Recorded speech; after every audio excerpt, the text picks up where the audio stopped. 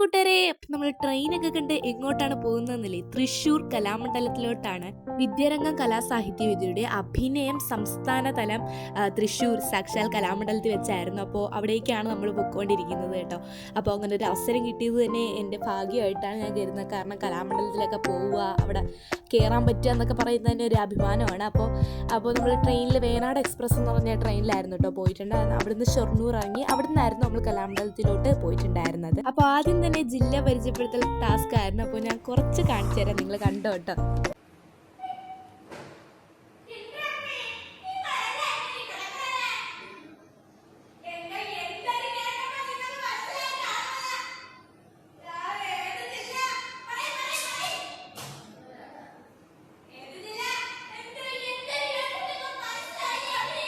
Sound കേട്ട് നിങ്ങൾ പേടിക്കേണ്ട, തൊണ്ട അടങ്ങിയിരിക്കുകയായിരുന്നു, അതുകൊണ്ടാണ്. അപ്പോൾ ഈ സമയത്ത് അമ്മയും എക്സ്കോട്ടിംഗ് ടീച്ചേഴ്സ് എല്ലാവരും കൂടെ പുതിയ കലാമണ്ഡലത്തിൽ പോയിട്ടുണ്ടായിരുന്നു. അവിടെ ഇങ്ങനത്തെ പഞ്ചവാദ്യങ്ങളുടെയൊക്കെ പ്രാക്ടീസൊക്കെ നടക്കുന്നുണ്ടായിരുന്നു. അപ്പോൾ അവരതൊക്കെ പോയി കണ്ടിട്ട് വന്നു.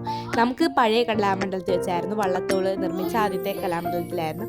അങ്ങനെ ആ സമയത്ത് നമ്മളവിടുത്തെ ഓരോ ടാസ്കും അങ്ങനത്തെ പ്രോഗ്രാംസുകളും ഒക്കെ ചെയ്ത് അവയർനെസ് ക്ലാസ്സുകളൊക്കെ കേട്ടോണ്ട് ഇങ്ങനെ ഓരോ ആക്ടിവിറ്റീസിൽ ഏർപ്പെട്ട് ഇങ്ങനെ ഇരിക്കുകയായിരുന്നു.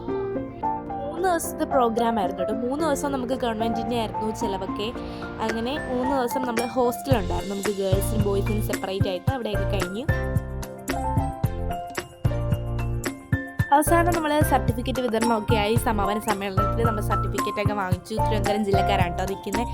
അങ്ങനെ വള്ളത്തോൾ സ്മാരകമാണ് കേട്ടോ ഇത്. അങ്ങനെ ഫൈനലി നമ്മൾ അവിടെ നിന്ന് ഷൊർണൂറിന് ഓടിപ്പടിച്ച് ബിരിയാണിയൊക്കെ കഴിച്ചിട്ട് ട്രെയിനിൽ കയറി. നമ്മൾക്ക് പരിചയം കാണും വന്ന ട്രെയിനിൽ തന്നെ ആയിരുന്നു കേട്ടോ. അപ്പോൾ പുതിയൊരു വീഡിയോ ആയിട്ട് കാണുന്നവരെ ബൈ ബൈ.